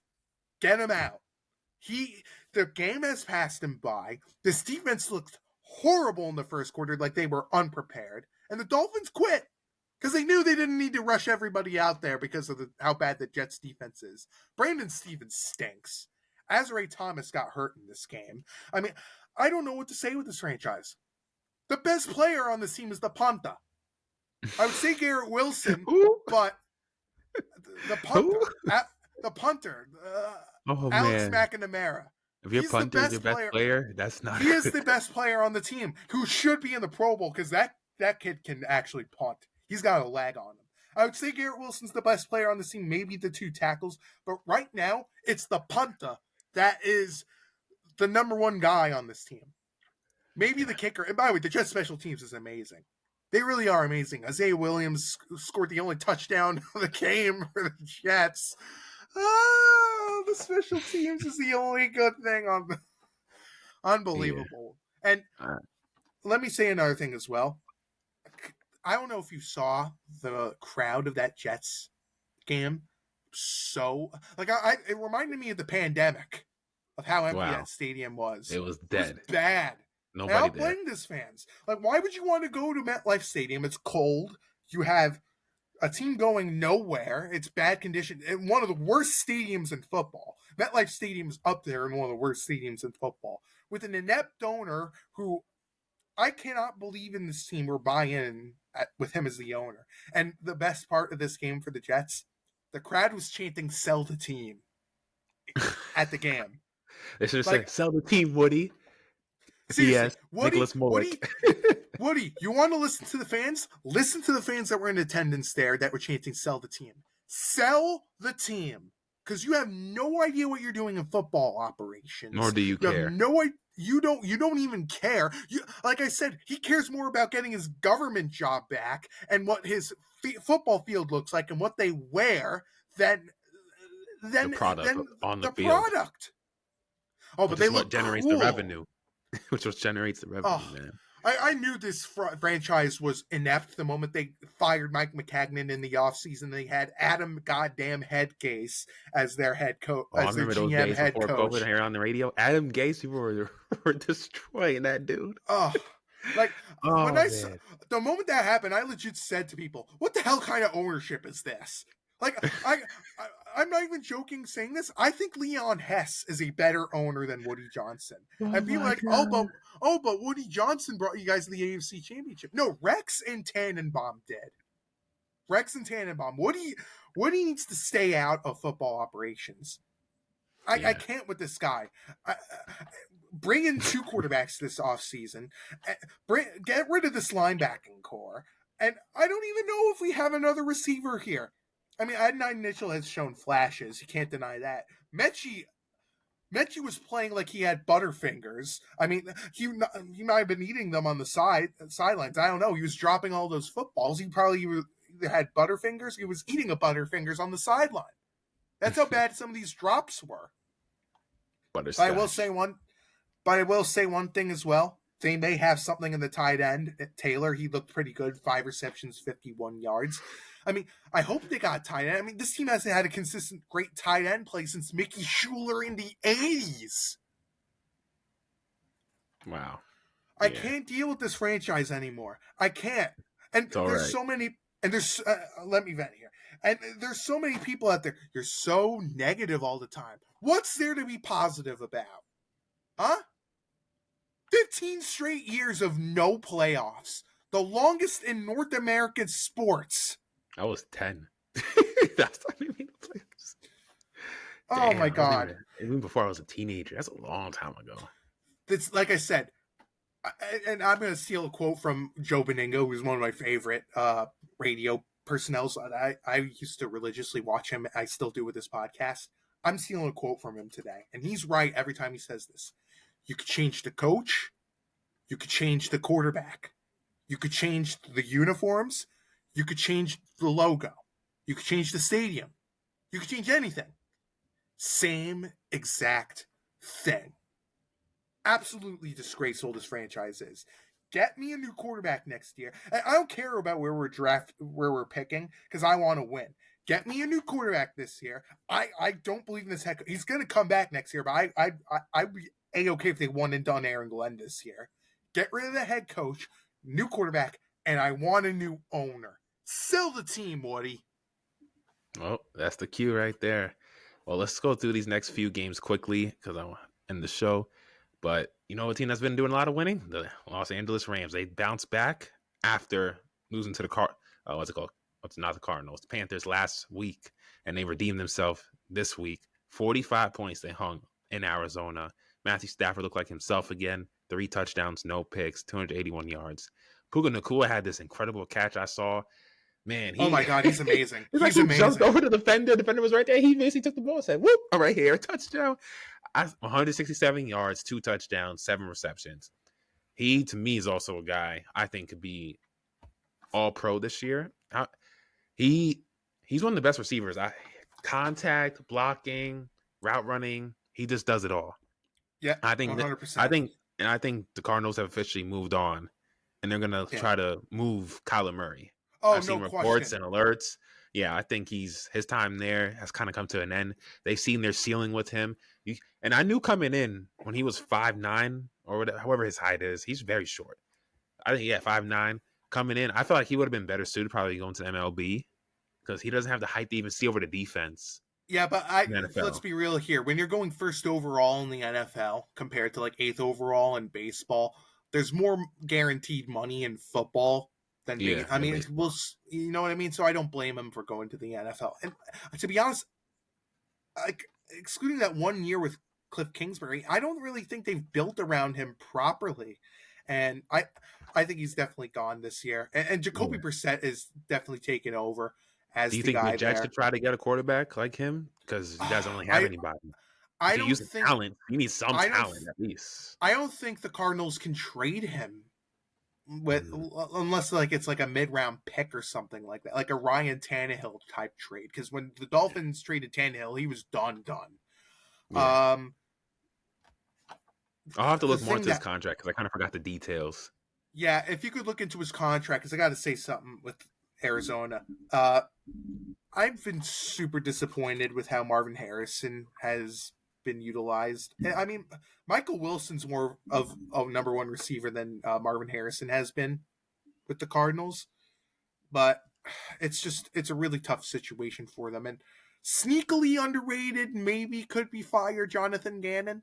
I don't think he'll be fired, but he's like a sneaky candidate of potentially fired at the end of this year.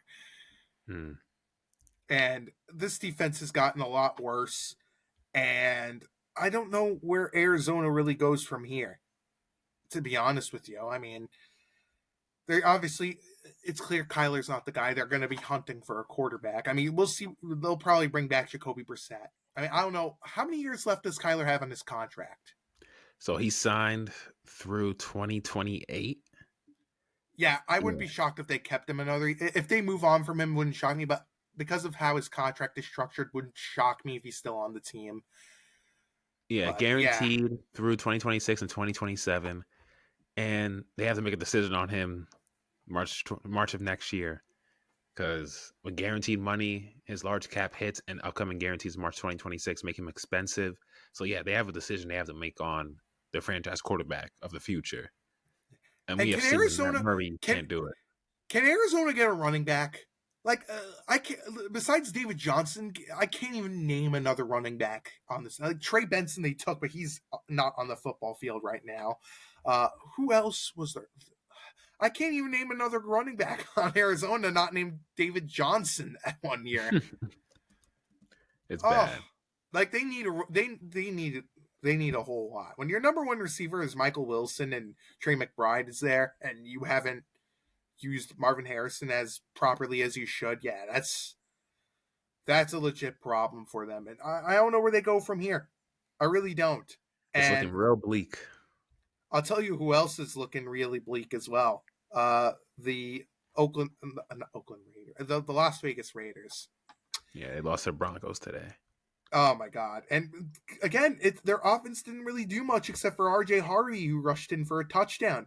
Knicks he didn't have a touchdown. He didn't have an interception. And look,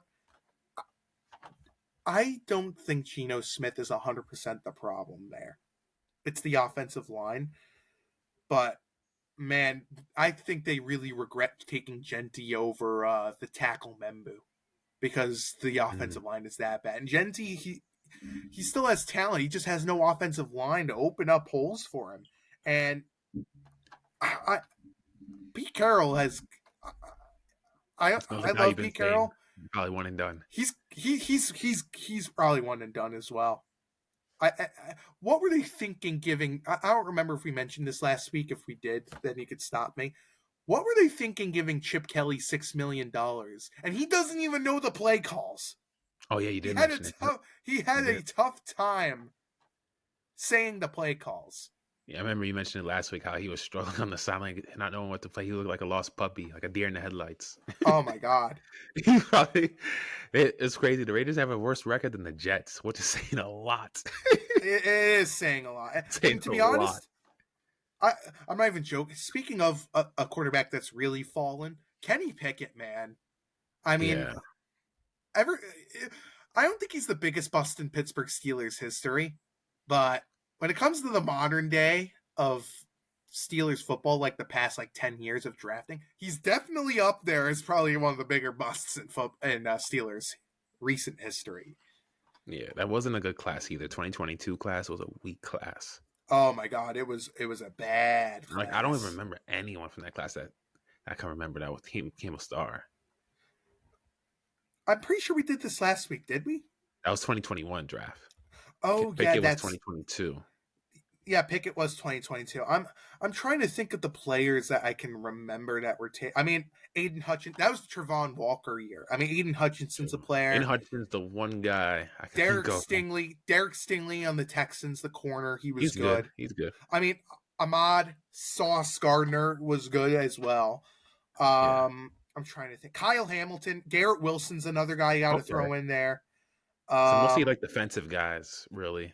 Yeah, I mean Pete Rose Betting Association alumni Jameson Williams went. Chris Olave, when healthy, Chris Olave is the heir. Jordan Yeah. Davis is another guy. Oh, so he has You some could. guys. He has some guys. I'm trying to read who else. Penning Stinks, Burke Stinks, McDuffie. Trent McDuffie's on the list. Oh, I like that. Um, Chiefs, uh, baby. Tyler Lindenbaum, I loved him. Tyler Smith on the Cowboys. Jermaine Johnson on the Jets when healthy. Okay, so we got a good list then. George Karloftis, can't forget about him. He also went in that class. Oh yeah, from our Chiefs, yeah. Oh, Yeah. let's get to this Bears Packers game though, because Yeah, this was let's the do it. NFC North Division battle. This was really to take the top spot in the division, and this was a big game. Packers came up on top, 28-21. It was a very slow game to start off. Honestly, that was a snooze fest in the first quarter. LaFleur saved his job. LaFleur saved his job with the Yeah. past few weeks because his name was on the block of potential coaches to be fired, he saved his job because the Packers are going to make the playoffs this year. I mean, Yeah. we'll see if it's 100. I don't want to say he 100% saved his job, but I think he's safer. You know, like he's more safer in this role. With But this, I gotta yeah. tell you, With this victory, they now take the top spot in NFC North over the Bears, who were one of the hottest teams in the league, and they snapped their 8-game winning streak. This was a big win for the Packers. yeah. I mean, how great, by the way, is the secondary for the Bears as well? I mean, he might be a piece of work off the field, but Chauncey C.J. Gardner-Johnson has really bounced back on this team since he got cut from the Texans. Oh my goodness gracious! But yeah, Caleb had his great game. He did play pretty well. He had a His nice touchdown to escapability out the Loveland. pocket is so Amazing. amazing. It's I'm still incredible. I'm still a little unsure about the Packers defense sometimes though. I mean, like they have the tools to play No, they well, looked but good today. They looked solid, and they haven't they came with that looked big okay. interception They looked at the end. okay. That would have They probably looked been okay, but the game there was moments in this game where they were not okay. And by the way, was Micah Parsons on the football field? Like I don't think he did anything in this game. He almost had a sack on Williams, but Williams got away. Williams, man, he just knows how to scramble. I think we need to talk about his escapability more. I think he has a better offensive line, better coach, but also we have to give him credit too, because last year he was getting sacked. He was Oh my getting god, ransacked it last was year. bad. This year he added the scrambling to his game, and it's been paying off. He's number one in escapability. I looked up this Yeah. year And amongst and he quarterbacks. and last year too, he also had a moron as his head coach. I mean, look, Matt Yeah, Eberflus, he could be a nice guy, but he was a moron as a head coach, yeah. especially in his final game with how he managed like the final 2 minutes. Oh my god. There was this Oh one my play in the god. game when Williams looked like he was like surrounded with his guys and then like uncovered defenders, and when his guys fell, and then it looked any other quarterback or regular quarterback would have got sacked right then and there. He looked like he was stuck. He was locked into the position and he was going to take a loss. He jumped over his guy and ran and got the first down, even though they kind of called it a yard short. Just to be able to do that, that's like stuff you see Josh Allen, Lamar Jackson do.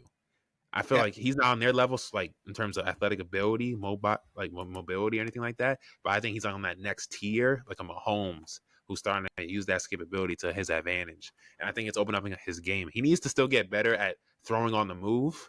But man, he had some great throws on the move today to like Cole Kmet and some of his other receivers.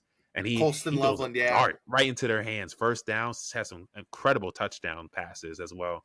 He was good today. I love what I saw from Caleb Williams. If he just improves that one part of his game, throwing on the move, I think it'll take him to the next level.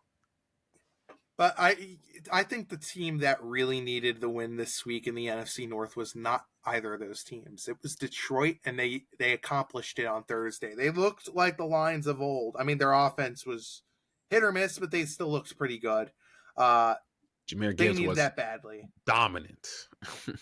Oh my god, he was Dominant in that 3 game. touchdowns. He was 3 rush. Even Montgomery, Montgomery had a really good game too. He had like 60 rushing yards and a touchdown.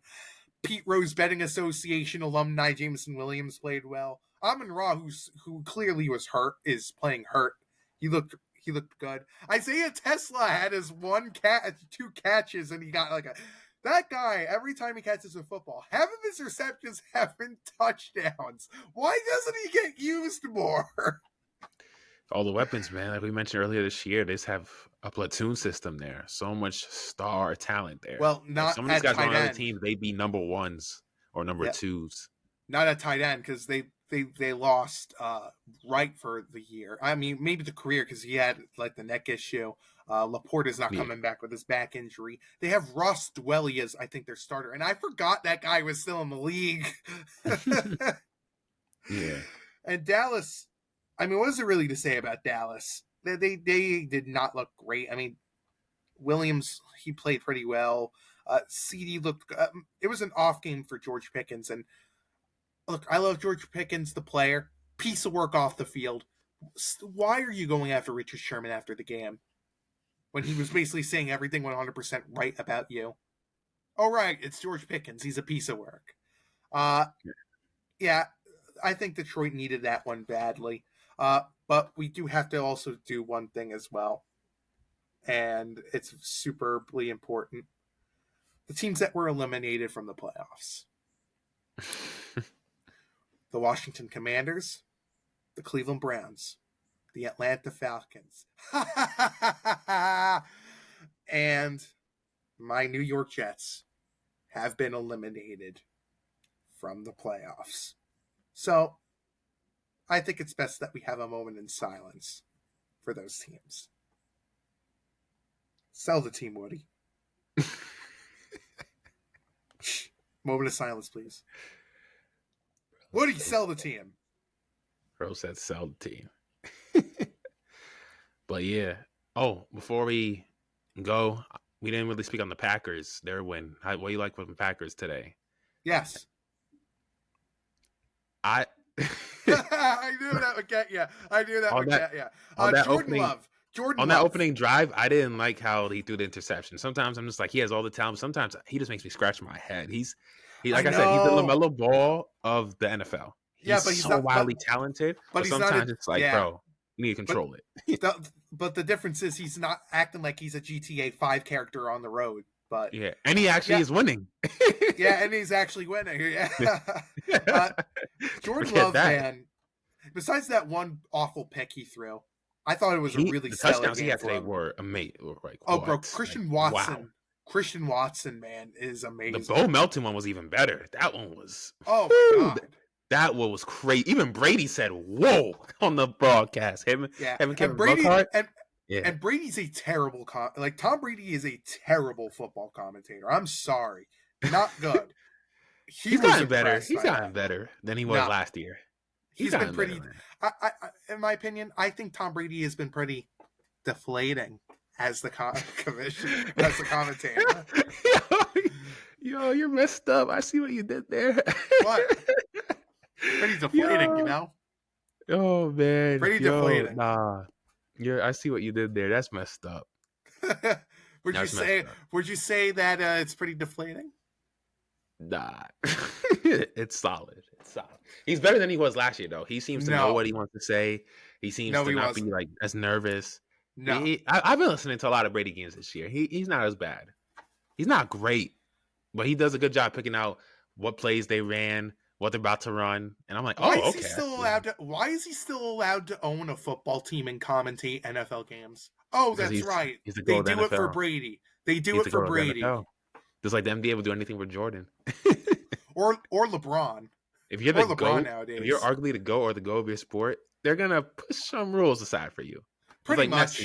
Messi soccer, if he doesn't even soccer, I think he'll be good. Honestly, I think Ronaldo's the better soccer player than Messi. They're both in that conversation. That's a debate for another day, another podcast. But yeah, Jordan Love, man, that pass to Bo Melton was astounding. I thought that was going to get picked. I said, no, not again. And then went up and he threw it through the defense, thread the needle, just like that dart that Josh Allen had earlier when I watched the Bengals game.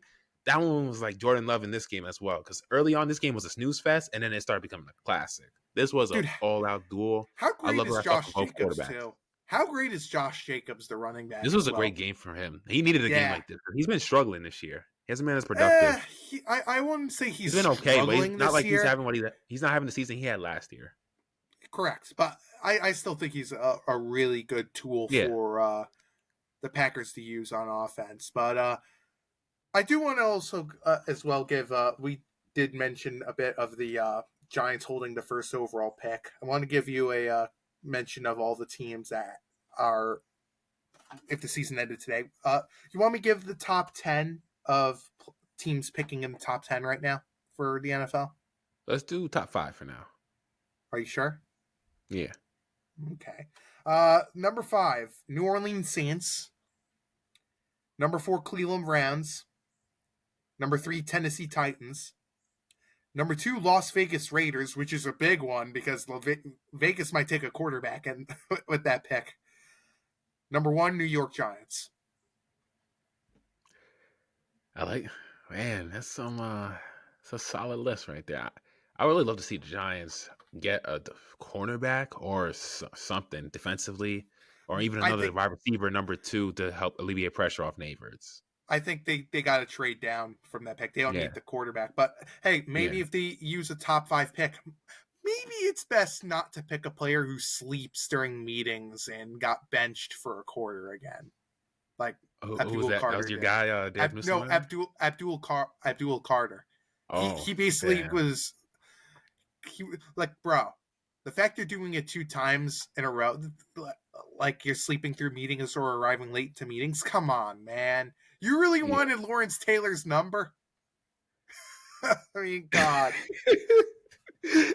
That's not looking so good right now. That's not Yeah. looking so good. By the way, for But the yeah. top 10, we have the Cincinnati Bengals. They have the 10th overall pick.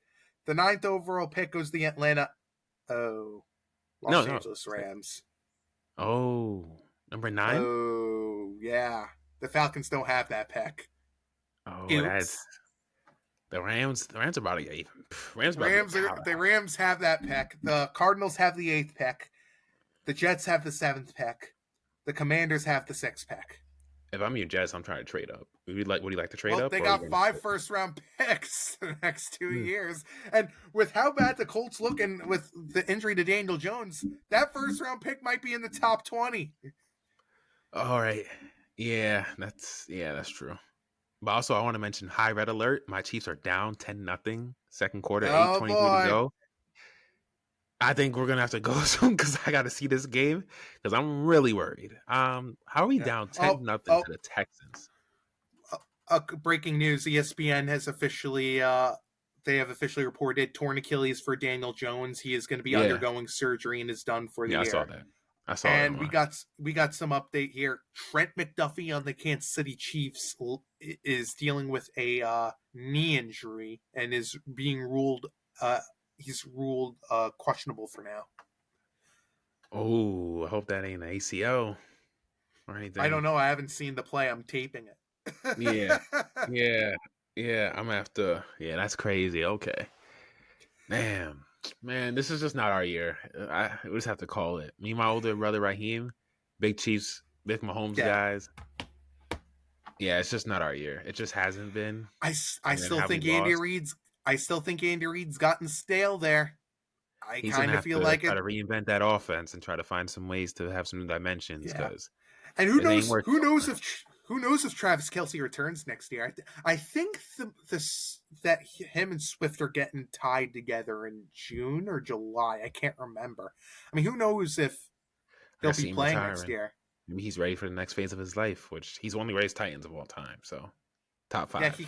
he can invest in all those Swift mops that they sell at the store. I'm dead. And then before we go, Eagles Chargers tomorrow. Eagles easy win. I think is Herbert back for that game. No, I know he's injured. no, I'm gonna go with the Chargers. If Herbert's playing, I'm gonna go with the Chargers. If he's not playing, I'm gonna go with the Eagles. Okay, yeah, But I'm by gonna the go way, Eagles either way. I think Eagles win this game. we forgot to mention this. Did you see that overturned touchdown in that Ravens game? I think it was the likely. Oh no, I didn't see it. I was watching the Oh my Bengals. god, it So was such a bad officiated play. Again, NFL, make the refs full Skyrim time, Judge. retrain them, get a Skyrim judge. Enough. Yeah, Stop being cheap. You make billions of dollars. You also own a piece of ESPN now. Use some of that profit to fix the product of the officiating. yeah, Oh, but we definitely, want to use technology to get rid of the chain game. How about use technology to fix your officiating? definitely. And then looking ahead, I'm just looking at a few games next week. I'm not really going to talk about it, but just some games there have some high importance. Ravens versus Bengals. Ravens, if you want to get back to tie the Steelers for that number 1 AFC North, you got to win that game. Also, Chargers Chiefs. If Chiefs lose this game, you guys are probably done. But if you win this game, then you could try to gain some momentum back and start getting a higher seeding in the playoffs. Bills Patriots next week, buddy. Man, AFC East. If Bills can win that game, they could maybe creep up a little bit and try to steal that AFC East. They're only 2 losses back. They could beat the Patriots and they're at New England next week. So we'll see. Patriots been playing some great football. If they could go in New England and take it from their hearts, they could maybe reclaim the AFC East back, which they have been dominating that division for the past several years now in the Allen era. So those are some games I'm definitely going to be pinpointing next week that I'm really looking forward to. Lions, Rams as well. Lions are trying to make a stake into the NFC North. Rams are trying to really stamp their mark at the NFC West, which is a strong division, one of the best in all of football.